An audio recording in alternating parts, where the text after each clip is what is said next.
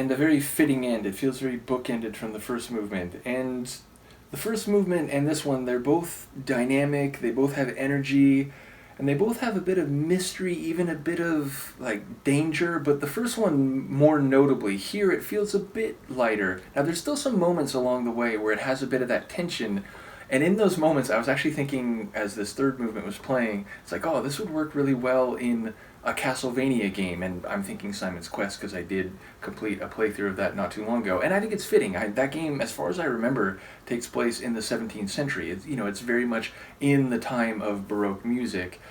And yes, ultimately, I do of course love the harpsichord. There's times where it feels like the harpsichord is, working its way up, it's climbing up, and other times where it seems to cascade down a bit more quickly. So there's like vertical movement in the harpsichord playing as my untrained ears hear it, and definitely some moments where it feels like it's trilling, and then moments where it's like effectively, sliding. I don't think sliding down the keys is as easy as it would be on the piano. And of course, I was actually thinking there's a moment there where the harpsichord chords came across a bit more forcefully, but I think one of the main differences from a piano or a pianoforte and the harpsichord is like the piano you can play more lightly or more forcefully, and that's, the piano, the forte, and it depends on how hard you hit the keys. But I don't think that's the case for the harpsichord, right? Like whether you hit it softly or more forcefully, it's the same like plucking of the string, right? So yeah, I don't quite know like why it hit that way, or how that is achieved, but maybe it's just the particular chords that are played. But there were a couple moments where they felt a bit more powerfully than at other times where they were just sort of, meandering, not meandering, there may be negative connotations to that, but they were flowing along. And of course, I do very much love the strings, and I was thinking as I was hearing this, I love Baroque strings, which is maybe a large part of why I love Vivaldi's music very specifically, and even more narrowly his Four Seasons suite, because the string work in that suite, and again in what I've heard from Vivaldi more broadly, is just so well done. But I think Bach's string work, here and more generally, is also fantastic. And yes, the way this movement begins and ends with this big string flourish, which is again reminiscent of the opening movement, and then along the way in the middle of this movement there's those, like not duets, but there's these strokes that the strings do where, as the harpsichord is flowing along, it strokes one, it strokes a second time, and it makes these nice couplets or these pairings of string flourishes that I think are very well composed. So yes, again, I think it's a very fitting end to the concerto overall. I think it just exudes both Baroque in general and Bach in particular stylings, and that is a very, very good thing. So shout out to Christine Schornsheim rather, for her harpsichord playing. Shout out to the new Bach Music College ensemble, and also again to Burkhard Glaetzner for the conduction. And I wanted to mention, number one, my plan is to, for the next two classical reactions, do movements 2 and 3 in the piano version that I started, I think, back at the end of the classical days period last year. And also in that regard, to mention that maybe sometime in April, at the very least by May, I'm going to do another period, another week of classical days, and I'll probably call it like Classical Days 2026. The only question is whether I put it in the same Classical Days playlist that I started last time around, or if I should make a separate playlist, Classical Days 2026. Either way, everything in there will go into the regular classical music playlist. I just haven't decided whether to make a separate playlist or whether to have the Classical Days, no matter how many times I come back to it, just be one big playlist. In any case, I have time to think about that. As I said, the next classical reactions will be movements 2 and 3 of this same concerto, but with the piano as a lead. And yeah, I'm looking forward to that, and as I said, the Classical Days 2026, because, when I did the last Classical Days, there were a number of pieces, like, oh, it'd be great to do this, and this overture, and, maybe I should do this and that, but, it was a finite period, and, I was really trying to get the most I could out of that week before I went back to regular reactions. So yeah, I will think on it, and there's some more possibilities. Nevertheless, let me know what you think of this movement, and I will see you next time. Peace.